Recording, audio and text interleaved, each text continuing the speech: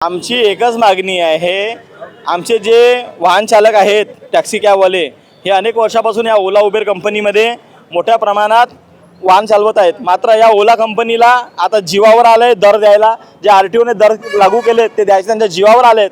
म्हणून यांनी E taxi bike सुरू केलेली आहे, जी ई टॅक्सी बाईक शासनाने प्रतिबंधित आहे, कोर्टाने प्रतिबंधित केलेली आहे, मोटर वाहन कायद्याप्रमाणे प्रतिबंधित आहे।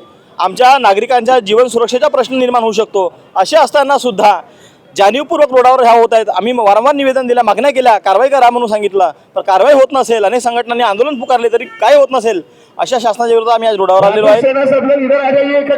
आणि मुळात शासनाने बंदी घातलेल्या या ॲपवर, या कंपनीवर स्थानिक अधिकारी कारवाई का करत नाही, यांच्या आर्थिक साठेदोरे आहेत का, हा प्रश्न आमचा आहे। म्हणून आज आम्ही रस्त्यावर आलोय।